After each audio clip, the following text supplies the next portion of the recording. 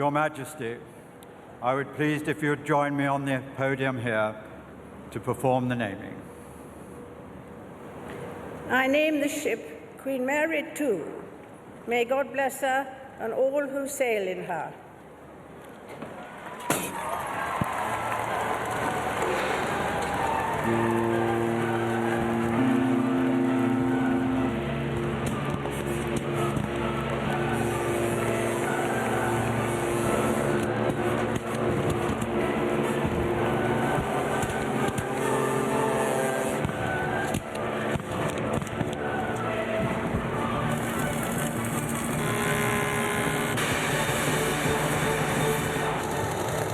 Queen Mary II, the largest, most powerful, most luxurious, and most expensive liner ever to sail the seas.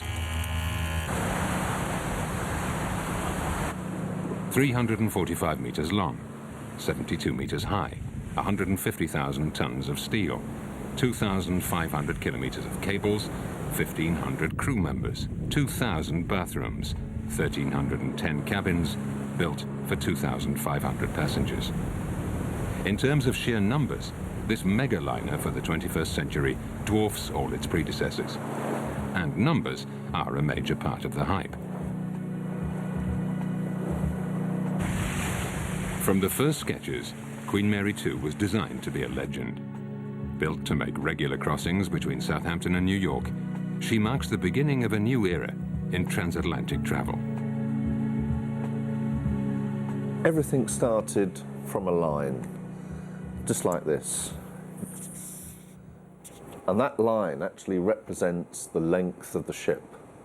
And that's defined totally by the length of the turning basin at Southampton docks, because you can't have the ship longer than the space in the turning basin, and also the piers in New York. And QM2 is a traditional transatlantic liner with a traditional shape, very much like a pyramid. And this height is very important because we have to get under the Verrazano Narrows Bridge. And it's that dimension that actually finalised the height of the ship. New York has always been the destination of ocean liners making the journey from the old world to the new. A journey first undertaken by Samuel Cunard's Britannia in 1840. Today, taking nearly a week to travel the distance an aeroplane covers in 6 hours seems a trifle indulgent. So why choose the sea route when flying is so much quicker?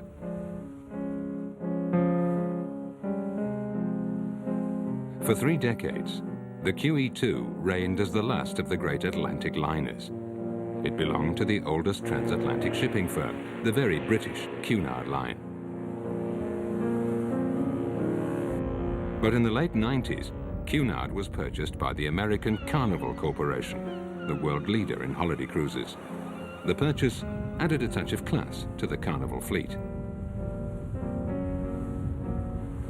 Soon after buying Cunard, Carnival CEO Mickey Arison announced they would build a new transatlantic liner that would beat all records in terms of size alone.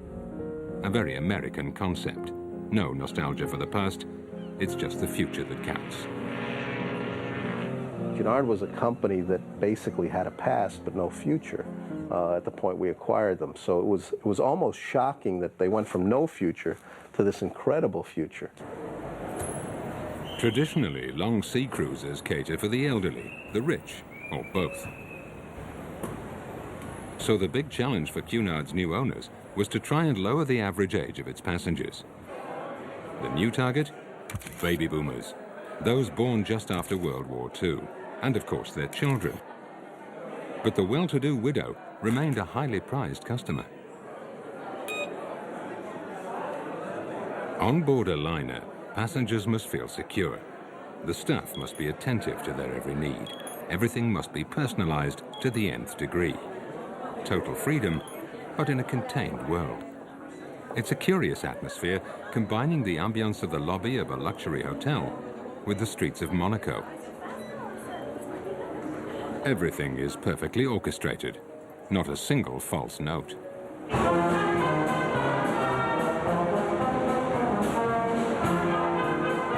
Southampton this evening, New York in 6 days.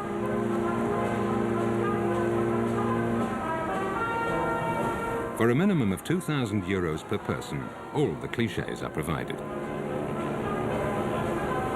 A way of keeping the legend alive.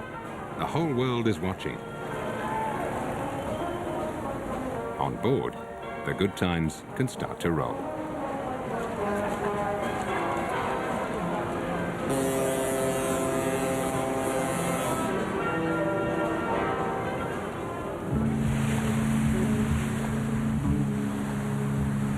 The liner is quite a different ship to a cruise ship because it has purpose. It has to go from one place to another, and for that she needs the strength, the power and the shape to be able to cross in very bad weather.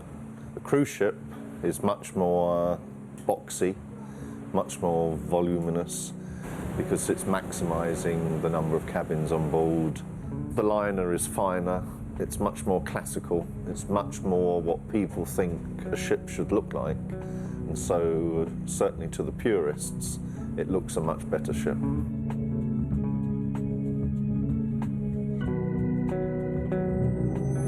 The first presentation they made to us was really to explain to us the differences between liner and cruise ship. Some of which was quite shocking to us. Because we'd been building cruise ships all these years, we hadn't focused on what it really means to build a liner. And from there on, it became a great idea, but a very challenging design process, because to some degree, everything we learned building cruise ships had to go out the window, and we had to start from scratch. To build his liner, Mickey Harrison chose a group of French engineers. It was the first time a Cunard ship would be built outside the UK. Over 80,000 plans and drawings were made in the Chantier de l'Atlantique shipyard in Saint-Nazaire, France. The goal was to build Queen Mary II in record time. Barely 3 years, as opposed to 6 for the first Queen Mary. Everything about the Queen Mary II is big. From one end to the other, she's as long as 39 London buses placed end to end, or the length of 3 football pitches. Below decks, the turbines generate enough power to light a city of 200,000 people. Queen Mary II is also the prototype for the global liner. American money for a British company, constructed by the French with an international workforce. English engines built in Finland, and so the list goes on. Nothing was left to chance. Every little detail was meticulously dealt with. Boundary layer of the air. This was the most pre-designed project that I've ever been involved with.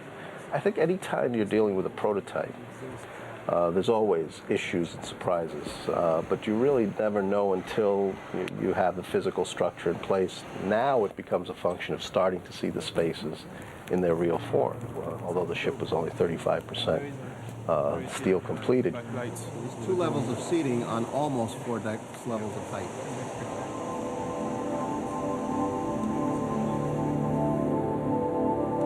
The issue of old liner is more in the hull of the ship and the structure so that she rides well in heavy seas and she can ride at high speeds. The aspects of the interior of the ship, we can and are in many respects very contemporary.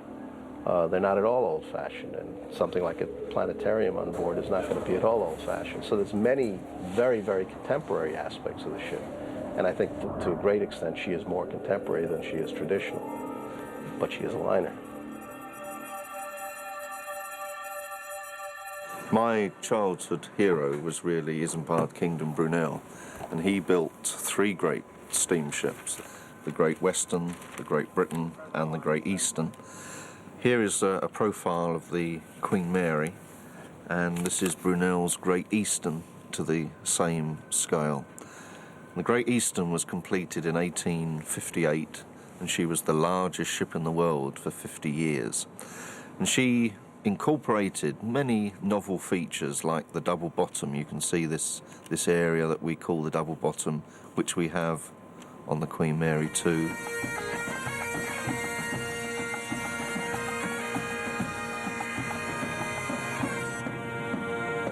I will now ask Captain Warwick to instruct the laying of this section of the keel. Thank you very much for this honour, and as I like giving orders, I'm very happy to oblige.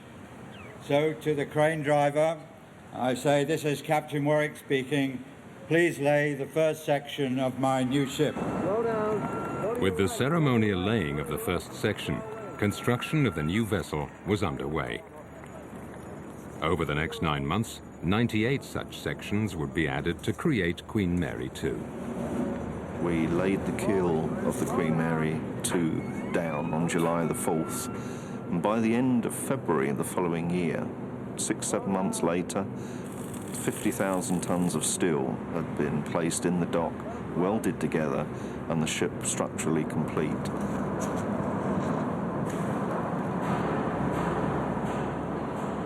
The hull is still in dry dock, and impatience is in the air.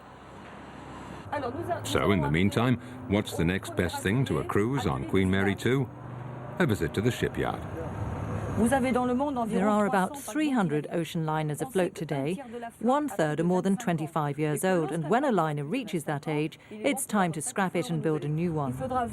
It'll take 22 months to build Queen Mary II, even less time than the 2 years it took to plan and design it. So the raw material is sheet metal. It's cut, formed and welded together on what's effectively a giant and fast-moving assembly line.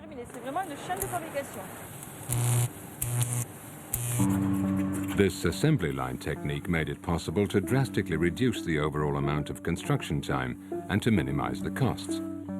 The spin-off is that the liner should start turning a profit sooner. Previous ocean liners were painstakingly put together piece by piece on an inclined slipway. For Queen Mary II, the engineers used a much simpler method. Small 500 to 600 ton sections were prefabricated and then assembled like pieces of a Lego toy. A little larger and just a bit heavier. These sections, many complete with networks of piping, electrical cabling and ventilators, were then welded together. All that remained was to add the paint, curtains and carpeting.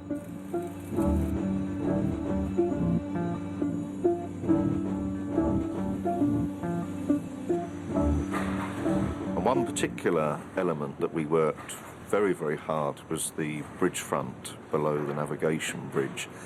And this is really loosely based on the original Queen Mary. And you can see this is the forward superstructure, and it's actually built up of ever-decreasing radii, this forward end. And we can show that also on this Queen Mary model. And you can see this forward superstructure area. And what we did, we took that basic concept and we plated it in to produce this tremendous conical shape that was a real headache for the shipyard to actually come to grips with and actually build. But that's been successfully completed now. A giant Meccano set, a mammoth Lego structure. So who was behind the creation of this mega toy? The architect was Stephen Payne, ably aided and abetted by Cunard's Jerry Ellis, an ex-Navy man.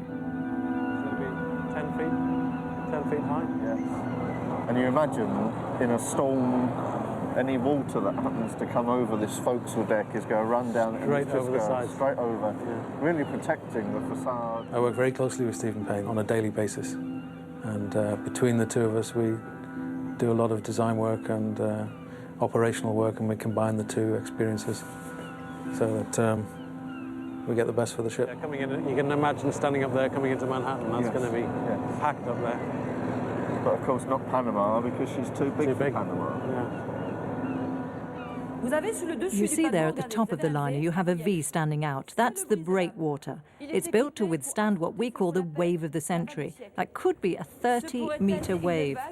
Imagine being built to withstand that. If there wasn't a breakwater, the wave would break over the superstructure and damage the boat. So we equipped it like a transatlantic liner with a breakwater, just like the one on the Normandy. And that blends into this very large breakwater, and that I got the idea from the Normandy, again built at Saint-Nazaire, but in the early 1930s. And you can see here how prominent this breakwater is. And from the model tests we've done, we've shown that when water does get up there, when it's really rough, the breakwater really helps to disperse that force of water and stops it damaging the superstructure at the front of the ship. Being a sailor is very important. The experience from a naval architect is hypothetical or theoretical, and is usually correct, but there's nothing more powerful than experience of actually operating ships, especially in the North Atlantic, on an ocean liner.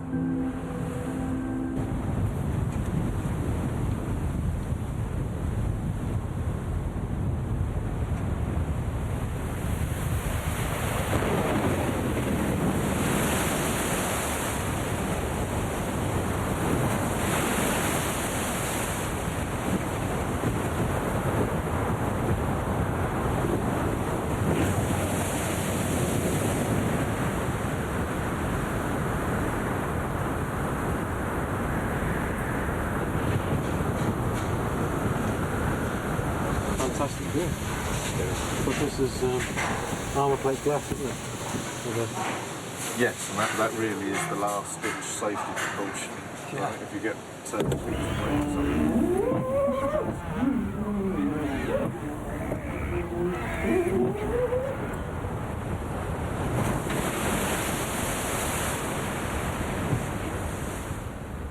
Like its successor, the Queen Elizabeth II proudly sports the red and black funnel, which is the Cunard trademark of quality.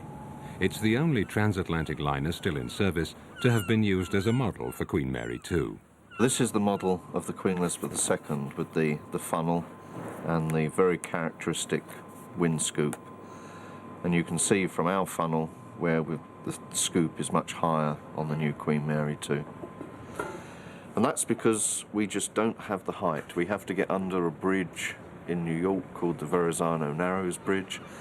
QE2 has 12 metres clearance to get under the bridge.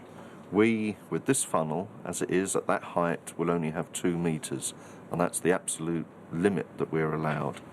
And we achieve that by optimising the shape of this scoop. And when you compare it to the QE2 scoop, you can see that the scoop is actually much higher.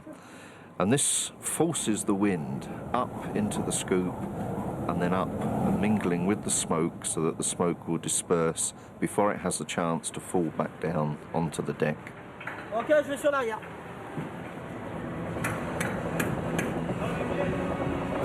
Bits of plasticine in the sides, yeah. Pressing it. Yeah. But you can see the way it's catching the wind, forcing it up. It's working fine. 355. 355. Minimum speed. In March 2003, after 9 months of construction work, Queen Mary II was floated out into the Loire River. Tugboats from the port of Saint-Nazaire towed it a few hundred meters to the fitting out berth for completion and decorative work.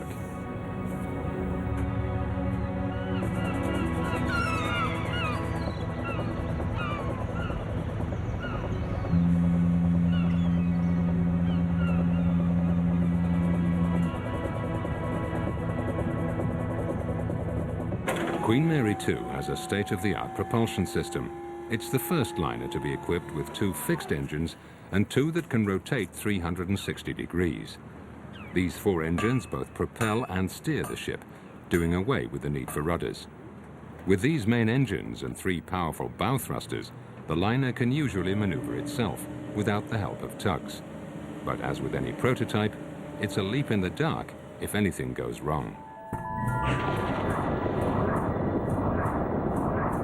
And the amazing thing is that each one of these pods, 4 of them, they weigh 350 tons each with all their equipment, and that's more than the weight of a jumbo jet aeroplane, each one.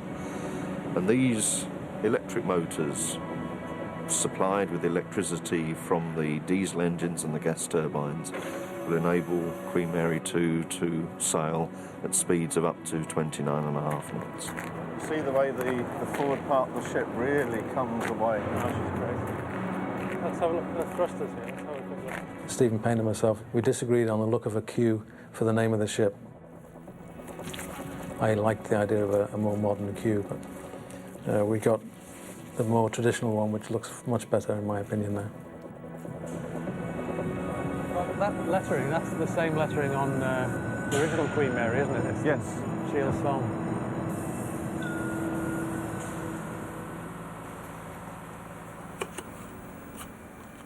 A 1,000 kilometers north of the shipyard in Holland, Henk Brandwijk has built a 1:100th scale replica of the liner. This original work of art will also take to the seas, splendidly displayed in one of the liner's 14 bars. The French shipyard employed 10,000 workers. Henk worked entirely on his own, so making this model took him almost as much time as it took to make the real thing. He knows every nook and cranny on the liner. In his own way, he's made Queen Mary II his ship as well. Andere toepassingen gebruiken gewoon één zo'n ding.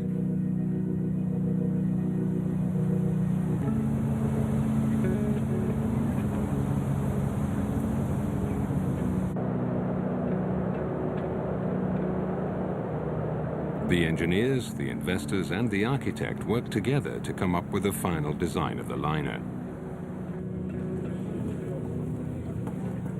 Queen Mary II cost a total of $800 million and is supposed to start turning a profit in 5 years.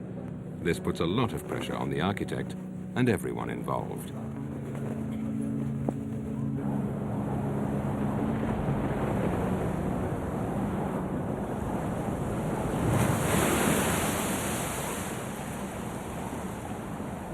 But money is one thing, good taste is another. So compromises had to be made, and that's where the interior designer came in. The interior starts when you walk through that big steel door. The steel door is the exterior, keeps you safe from the weather, and then you come into the public spaces, the whole of the inside of the ship. When we were first briefed by Cunard for the Queen Mary II, the thing that they said to us quite categorically is she is a transatlantic liner. We then said, are you going to be cruising with? No, she is a liner. That is the first and foremost thing. And then the next name that came out was Queen Mary. That was the project title. And with that as a point of reference, it just naturally led to the fact, let's look at the original Queen Mary. When you go to see the original Queen Mary in Long Beach, you can see a sort of richness of material on the ship. They used a lot of woods and veneers. I think she was very famous at the time for having 58 different veneers from the Commonwealth. It was a big feature. So we wanted to maintain that level of quality of material. However, the Queen Mary's of the time was very heavy and dark veneers. So people now want more lighter, brighter, airy spaces. We didn't want to do a pastiche of the Queen Mary. What we had to do was look at her and say, what was good about the original Queen Mary? What are the things that set her apart at the time? And try and go for those similar influences, but update them and make them more modern. When the ship's completed, you'll be able to look through the central lobby right forward to the main lounge ahead, and from here right aft through the doors into the dining room, giving this huge suite of public rooms.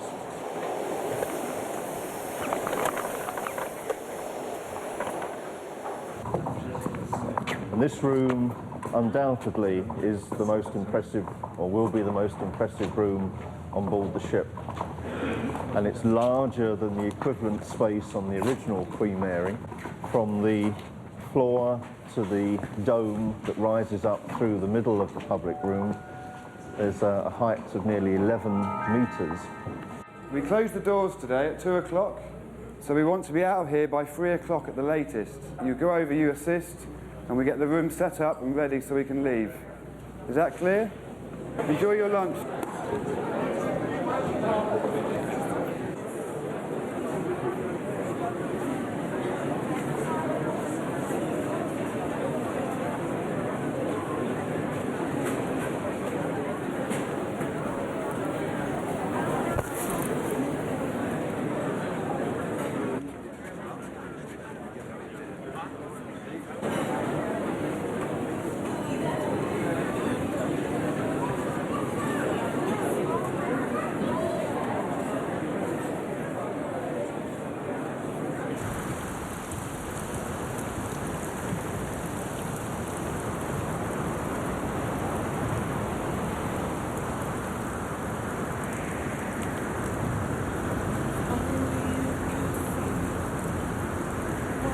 feel for you. I would be in heaven, I would be with you. If only you loved me the way that I love you. All my fears.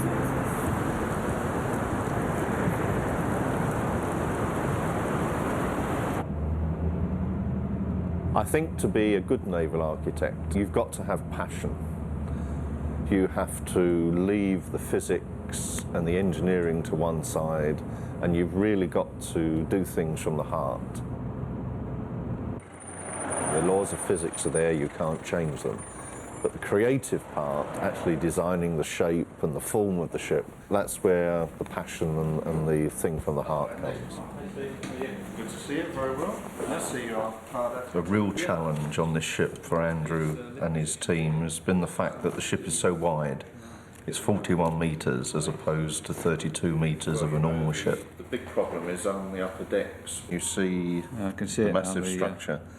the So steel even if we were to lose the cabins, we would still interfere with all the structure. For us, it's the first time we've actually worked on a designated transatlantic liner.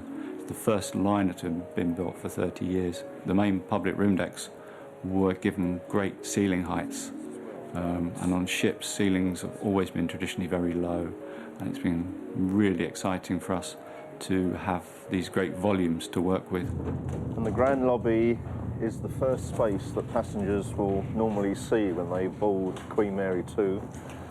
And there's an atrium that goes up from this level right up to deck 7, which is the level of the Lido restaurant, where there's a glass floor.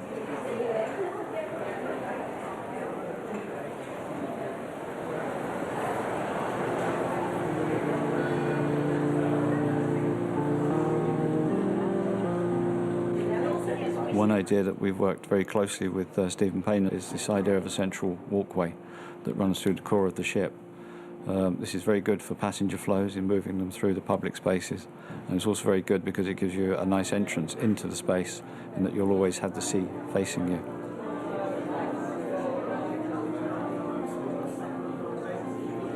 Once we've set our design, we don't hand that over to anybody else. Once the designer come up with his idea, they do the design presentation, they do the colour boards, they do the visual idea, then they take those things once they've been approved by the owner and they do the detail package drawings for it. So it's all coming out the one hand. There is always adaptation of the original idea because of building constraints, because of time constraints, because of cost constraints. Good. Yeah. We're just having a look at the lighting. When you combine the thickness of the hull with the machinery and the loss of volume from the shape, you could be talking about an extra 40% cost for having the liner. A proper liner has to be a very pointed ship, and when you move from the cruise liner form to a classical liner form, you lose a lot of volume in the ship, which volume could have been used for revenue-earning cabins. When we first got together with our naval team, they said, listen, with a transatlantic liner, you can't have balcony cabins. I said, are you crazy? I mean, today, guests are looking for balcony cabins. We can't have a liner without... And they said, no, maybe a few. We can do a few here or there. The net result, of course, is a ship with a very high ratio of balcony cabins. And see what happens to the remaining wood. Cruise design is much more of a business. Therefore, there are boards to meet, boards of people that meet to decide what to do. There are more people to satisfy in terms of making sure that the ship is right. There is not so much personal taste from the owner's side anymore. Could you turn off your light for a second? This is standard outside balcony cabin for Queen Mary 2. What we're trying to do here is to create the impression of light airiness. We hope to achieve this by the use of the light colours on the walls, and fabrics on the sofa are in the red to give a bit of warmth, a bit of colour, and then some of these nice sophisticated fabrics for the bolsters just to give that idea of elegance and opulence. The luxury accommodation on board started out as prefabricated cabins in a Swedish factory. Put together like a kit, they came ready to decorate and were simply fitted in place on delivery. They're relatively small in size because passengers shouldn't be encouraged to linger in their cabins any longer than necessary. A guest who stays in bed doesn't consume. in economic terms, that is. Showing the plans to different people, and you like show a cabin, and on the plan it looks really small, and people say, well, that's really small, and you say, well, you've got to realise just how big the ship is, and that when you actually see it, it's going to be big. That small space is going to be big, and more people are beginning to see that and experience that, and that's very good. I think there have been times when we've looked at, other people have looked at the plan and got the scale rule out and got the wrong scale. Yes, right. What, you know? But it's twice the size. I think for both of us, we were again saying today that you go to the shipyard now in France and see the ship being built, and it's absolutely colossal. And it's just amazing that these drawings that we've been working on for 3.5 years, suddenly it's there. It's real. And you take a little time to absorb just how big it is. And then you begin to realise that you've got to give it everything, because it ain't going to happen again.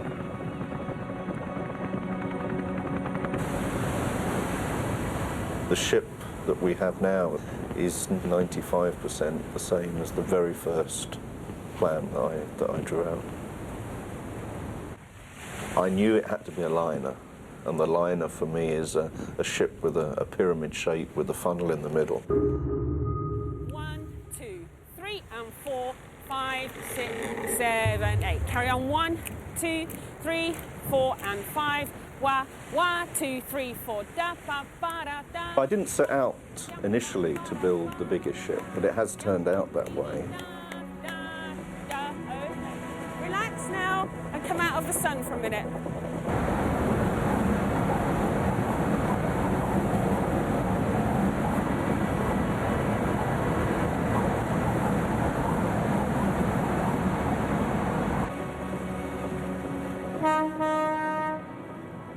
Another sign of globalization on board Queen Mary II is the artwork adorning the vessel's public and private spaces. This vast array of over 5,000 pieces was chosen in Amsterdam. Artistic consultant Eric Hamida's job was to present a coherent and convincing selection of works. CEO Mickey Arison provided him with a comfortable budget of $5 million. At that price, Arison is the final arbiter. But a skillful consultant will often impose his own choice. In zo'n hele presentatie laat je zoveel zien. In a presentation, you show a lot, and it's all very nice, and once in a while you see things and think, yes, they would like this on their ship. And during the third presentation, they say, did we really pick this? And you say, oh yes, that's what you chose. And that's the rewarding thing about being a good consultant, that you can allow the client to surpass himself. We make sure that the ship has better taste than the client. Zorgen dat het schip een betere smaak heeft dan de opdrachtgever. There will be some very strong British elements of the ship, but then there will be other contemporary areas which will be, from the U.S. or elsewhere. Overall, the ship is British, but there will be aspects of the ship that will be multicultural. This will be one of the most important things aboard. It's for the grand lobby. Bronze relief measuring 7.6 metres by 7.6 by a Scottish artist called John McKenna. It's based on a work that was on board the first Queen Mary. And here too you can see that it's not really Art Deco, that it's not 1920s, but when you sit finished, it will remind you of that period.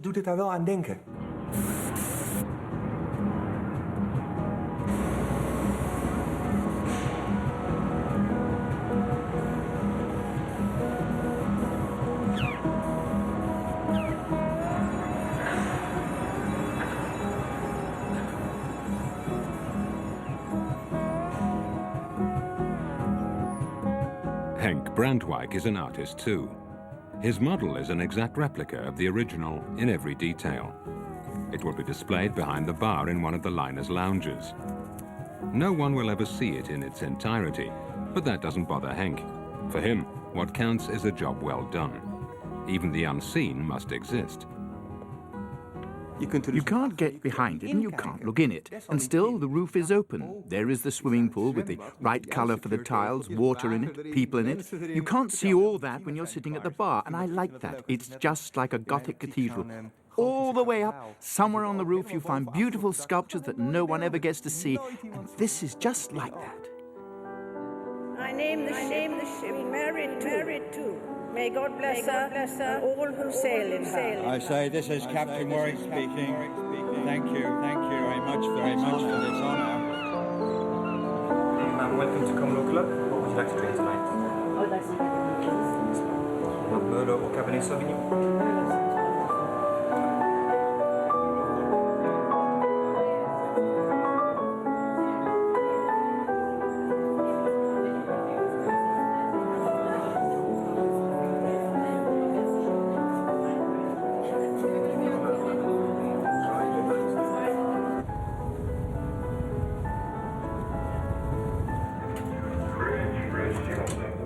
Everyone has his or her own idea of the ship, from the pilot to the passengers, the engineer to the chambermaids, from the upper decks to the hold. You can seem to own the liner just by looking at it. In the wake of the legend comes the dream. 1 and 2. Softly, tiam, pam, diddly, diddly, diddly, diddly. 1, 2 and 3, 4. 1 and 2 and 3, 4. Slow it down a little bit. Tiam, pam, pam, pam, dee, da, ho.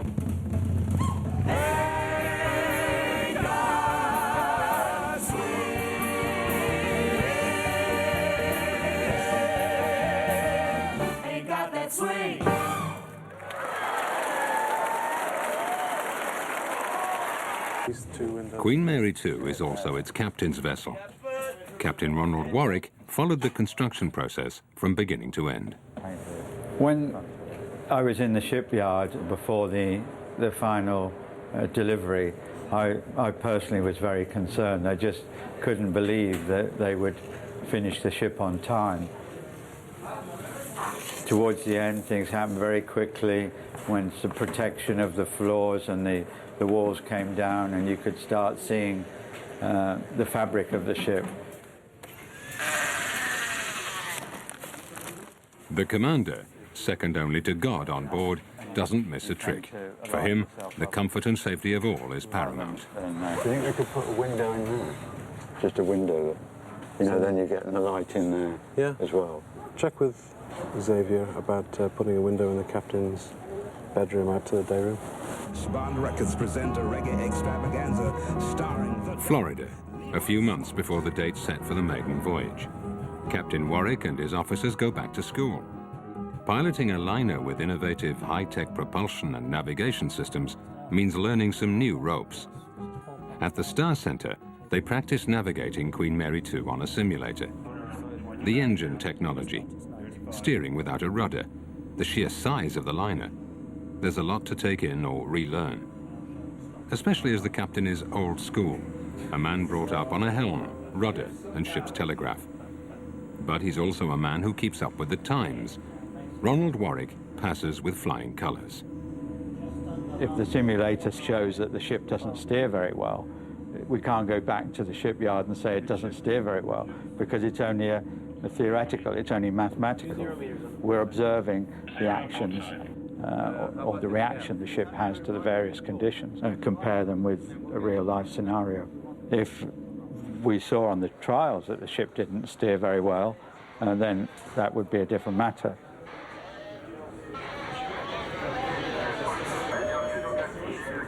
Hardly 3 months before its formal naming ceremony, the liner was put through a series of sea trials, a mandatory procedure for any vessel before it's put into service.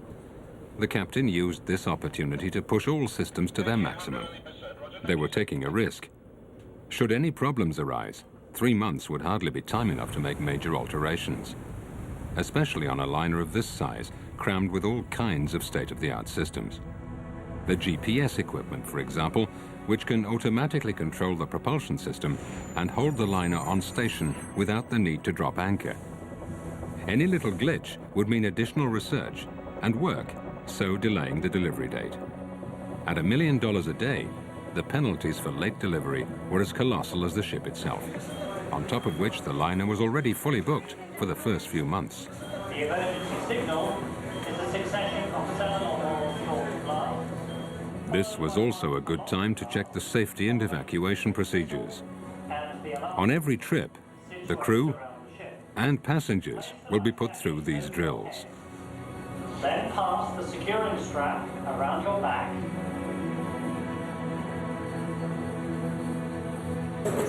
This is where you would come if at any time during the voyage you hear the emergency signal.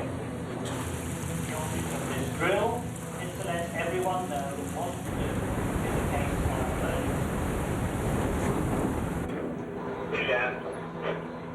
This ship has exceeded all my expectations.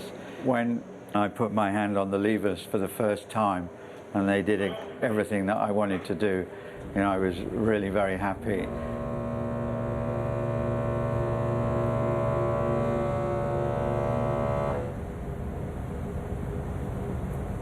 I'm here on board Queen Mary 2 and I'm the staff captain. Καλημέρα, με λένε Νόπι. Εδώ στη Queen Mary 2 δουλεύω as a chef στο ρεστοράν.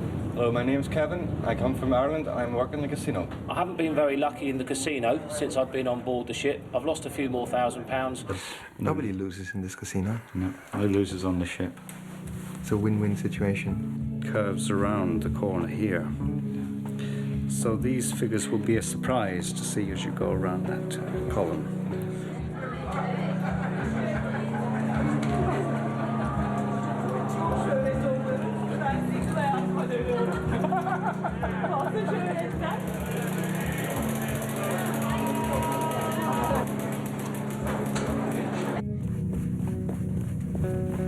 On the staircase, what was needed was some kind of delicious still lives to kind of get people's palate ready for the restaurant. I've always loved painting. So from the age of 14, I'd been painting. I didn't expect to be doing this kind of painting. I thought I'd be doing far more, I thought I'd be a real artist. I thought decorative painting was a kind of lowlier form of art. I wanted to be Picasso. The plates will certainly have a logo on it. Basically, I think very white for the Britannia restaurant. They're white with just a gold line, and maybe the QM2 in it. So it's all really quite simple. Passengers will have the honour of dining off porcelain made by the English manufacturer Wedgwood.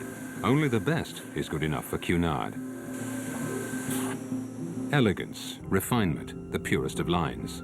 All of this has a price, which hardly worries the manufacturer, who's aware that broken china often needs to be replaced on board. I think going to be, you need quite a few portions of that in a Britannia restaurant. It's going to be very popular. Yeah. So we have some capellini pasta. That's going to be a very popular dish. And the sauce is very light. Capellini pasta. Now we have the grilled tiger shrimps on lemongrass skewer and some nice green asparagus.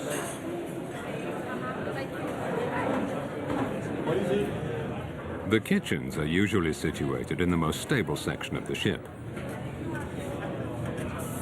This is where the 17,000 meals served daily in the liner's 6 restaurants are prepared. The organization has to be strict, almost military. It's relentless. Everyone is expected to maintain a highly professional attitude.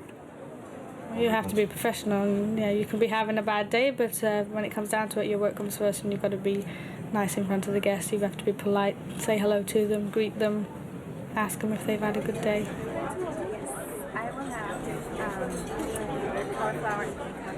It took me 2 months to get used to working at sea just because of the different hours, travelling, working 3 shifts, 3-4 shifts a day. You have to get used to your cabin mate. You have to learn to adjust to be with everybody else. Hello. As my main entree, I'll have the lemon and shrimp, please. Madame your memo. Welcome.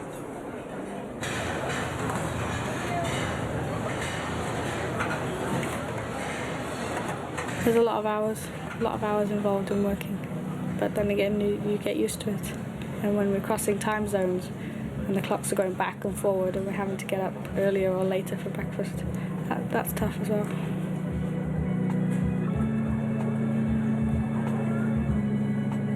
I don't see myself working on ships forever, and probably move shoreside to start up my own business shoreside. It'd be a family restaurant, turn it into a resort hotel area. Probably Cayman Islands, somewhere like that. Somewhere different, somewhere exotic. That's beautiful. Thank you.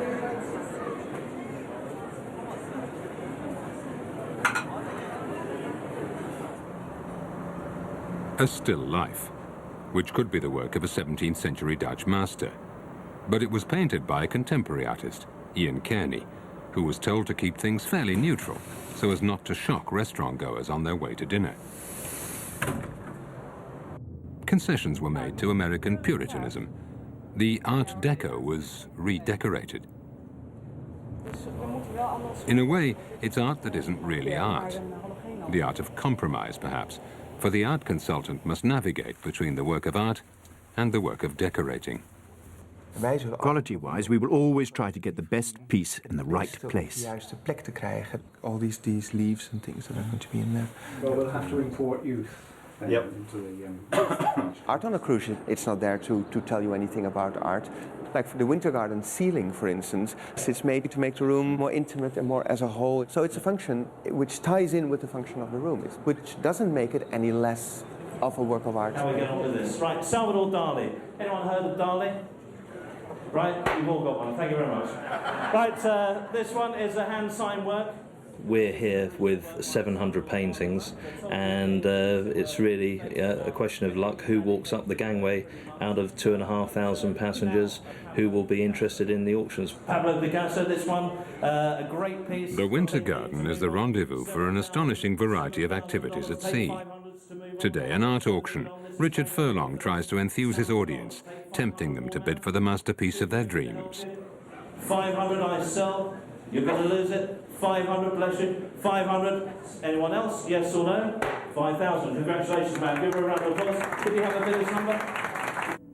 We have everything in the gallery. Is really sort of a master's collection. The Salvador Dalis, the Picassos, the Rembrandts, Renoirs.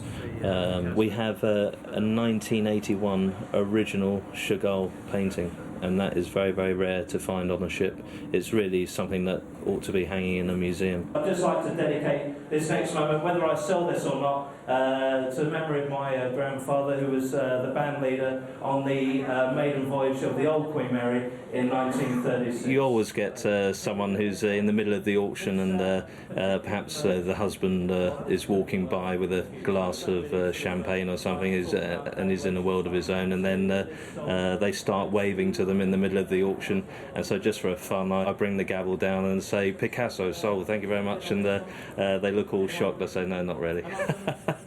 500, you've started, at least we've started, I don't mind. You're sure? Sold 15,000. Thank you very much. Give them a round. I get attached to paintings, but for about an hour, and then as soon as they're in the auction and they're sold, then, as we say in England, God save the Queen, goodbye.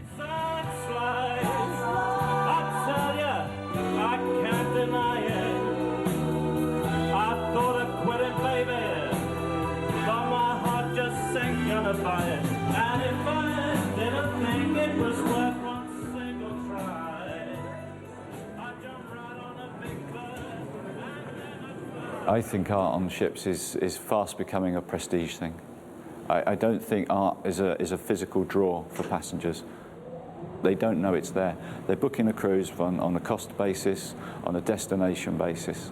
And then when they get there, they go, oh, wow, you know, didn't realise it had this art in it. Queen Mary II, most prestigious ship in the world, with the big art budget it's been given, with artists from all over the world, it just helps to grandiose it, to make it more special. Yeah, but you say that, but that same would go for the architecture.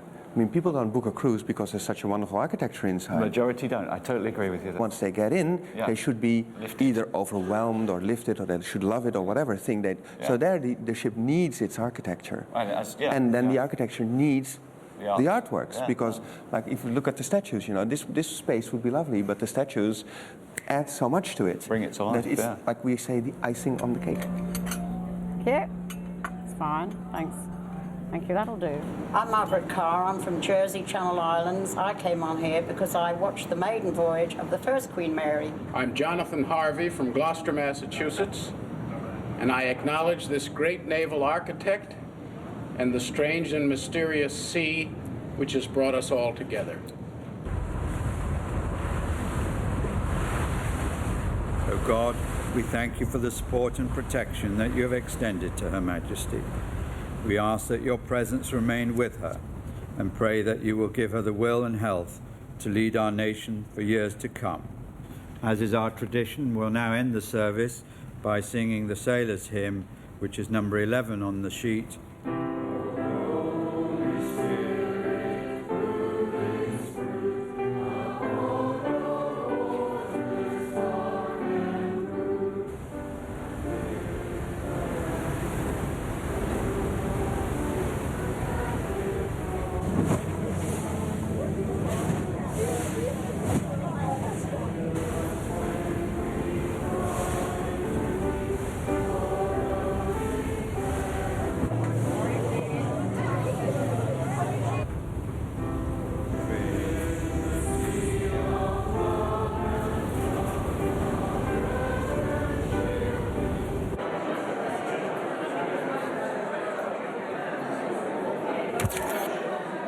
There's an active social life on board.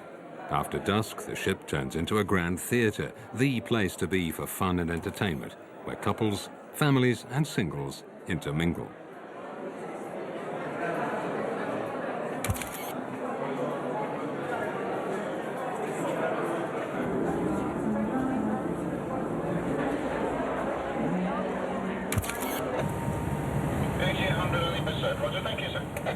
Everyone creates their own memories, their own stories, their own journey.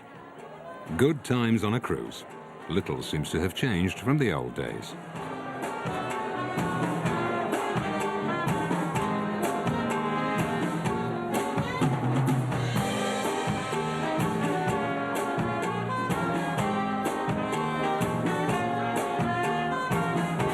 Looking good. Looking great, actually. Look forward, take 2 deep breaths this time. Same place, but next morning. While the old world sleeps, modern America is up and running. Californian New Age has made its way on board. It's now the inner voyage that takes over. And then on to your silk. Good afternoon, Canyon Ranch Health Spa. This is Kamala. How can I help you? I'm a massage therapist, and my specialty is Eastern massage, body work. When I'm giving a treatment, I receive so much. There's an exchange of energy. And sometimes it's beyond me. Something else is coming through, and this person feels better, and automatically I feel rejuvenated.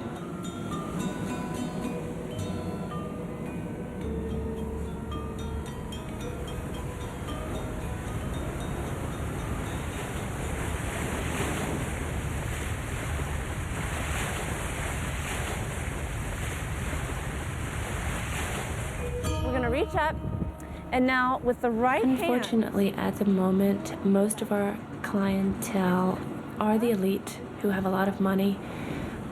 I want to say the rich and famous.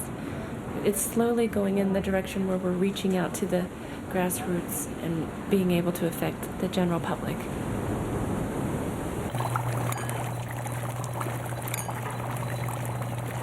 Soon, everyone will be able to say, "I've done that." Bring your hands. I've been really lucky because my body has adapted well to the ship life, to the movement of the ship in the water. I believe that, life is not about the destination, it's about the journey. Yeah, enjoying the process of getting to where you need to be every day. Every moment.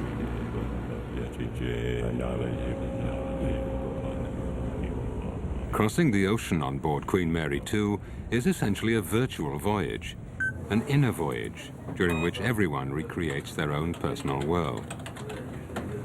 The trip is as much in one's mind as in reality.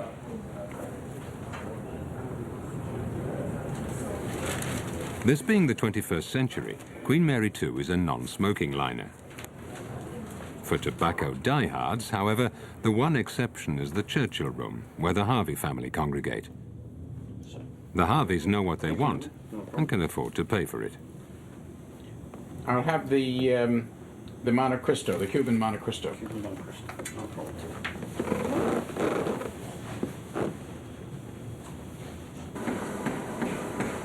Passengers have become enlightened, well-informed consumers. They must pay extra for many of the onboard activities. Having invested in this cruise, they want to get their money's worth. They tailor their trip to their desires and the depth of their pocket. We're all in the same boat, but we don't all do the same things. How's that, sir? It's a good cigar. Good. It's a good cigar. You should try it. Maybe one day. I'm from Southampton, England, and like John, I'm one of about 20 engineers on board Queen Mary 2.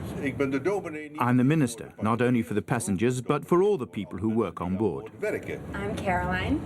This is my brother. I'm glad to be here with him and my parents. We've been fortunate that the children, as adult children, really enjoy spending time with us and going to exciting places with us. Because it's, you're suffering here, having to, the kids having to come together with their parents on the Queen Mary 2 and go across the Atlantic Ocean. You can imagine how difficult that would be for the average children.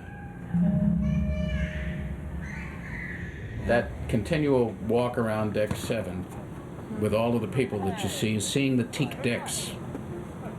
If there's anything that reminds you that you're at sea, it's seeing those teak decks with the black caulking, and walking around and seeing the same kinds of rails and stanchions that you saw on, the original Queens and on the France and all the ocean liners.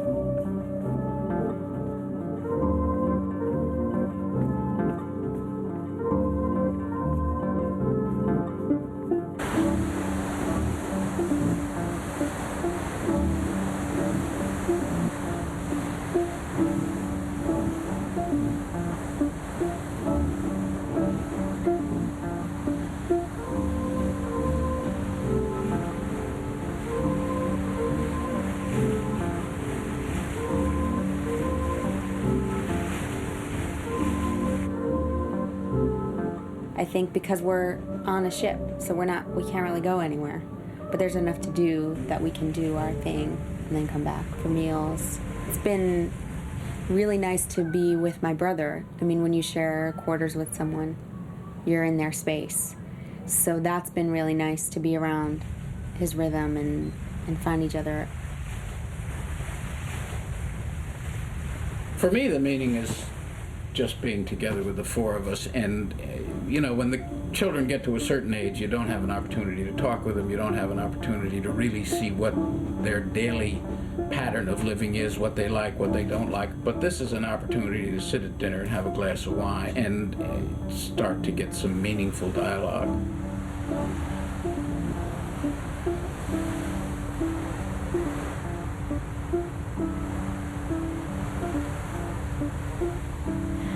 The Harveys. Well, I know they're very helpful people. Mr. Harvey.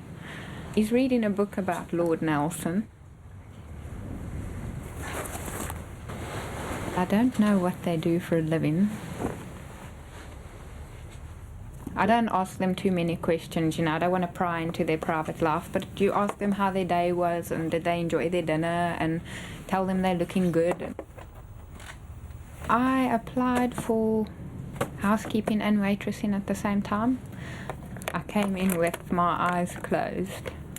So my very first interview I went for, they asked me I must name 10 different kinds of cheeses and the countries they come from, and the different kinds of teas and the countries they came from. And when they interviewed me about the housekeeping, they asked me how would I wash a mirror. In South Africa, I would wash it with water with spirits and newspaper. Hey, babe.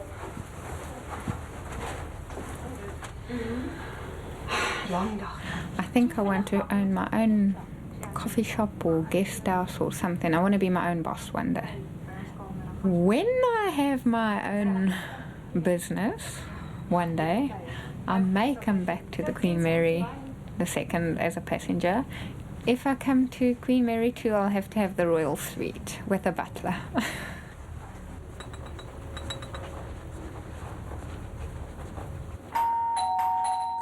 Come in, Jeff. It's Jeff. Hi. With your champagne. I think value for money is not a criteria that I ever use. I either like something or I don't like it. If I don't like it, there's no value. I don't want to pay anything at all for it.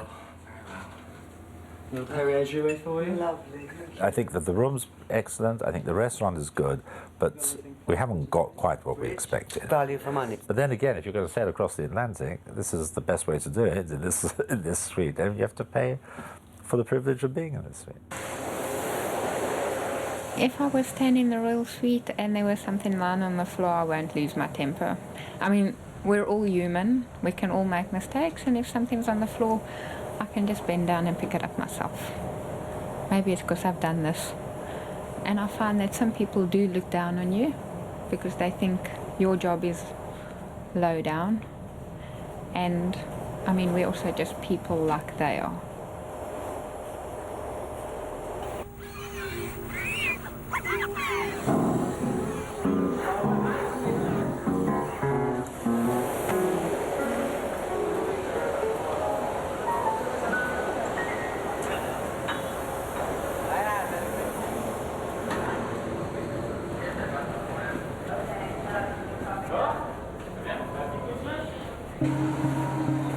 Queen Mary II is like a pyramid. At the top are the passengers. Further down below decks are the invisible realms. And the further down you go, the hotter it is. This is where the hive is at its busiest, in this underworld populated by workers from some 50 different countries. Descending below decks is like taking an exotic voyage.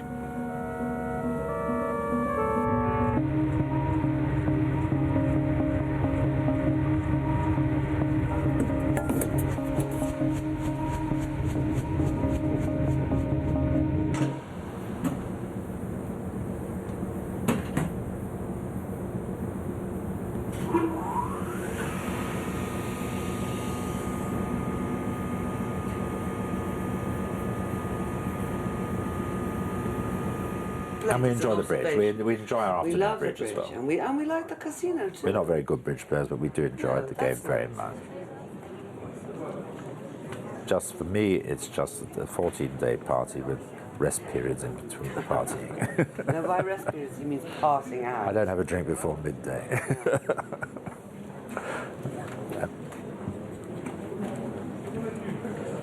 Use your body.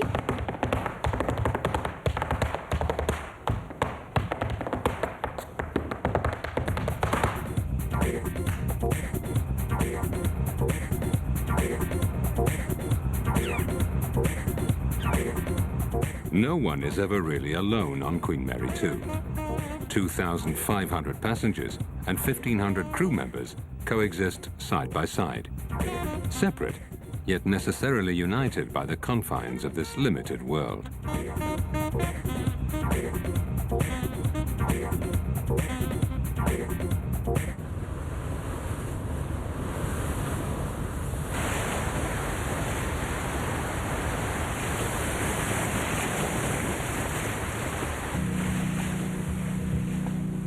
Queen Mary II is not a dream, but a mirror of the world. Crossing the Atlantic used to be an adventure in itself, a risky undertaking. But the spirit of the pioneers and immigrants has long since disappeared. Passengers on board an ocean liner today still want to get away, but with the price they have to pay, they want to find themselves in the safe environs of a luxury hotel. They no longer want to be part of the scenery. They want to create their own scenery. There's, again, a tremendous privilege, because if you walk onto the upper decks of the ship and see these bodies lying around, Please.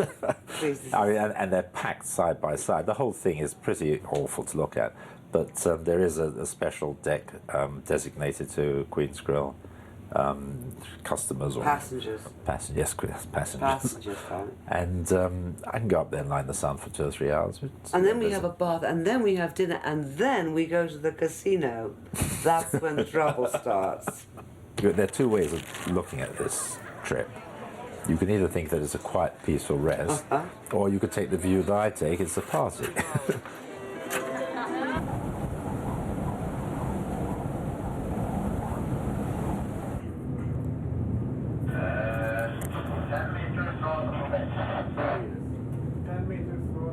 When manoeuvring the ship, it doesn't feel too big, but when you leave your binoculars here and walk to the other side, and then remember that you've forgotten them, it's a really big bridge.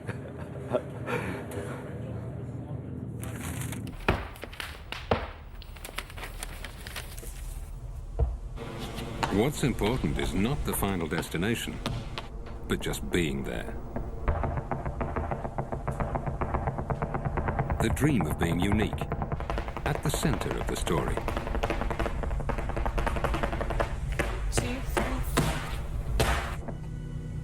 To be on the ship. To be the ship.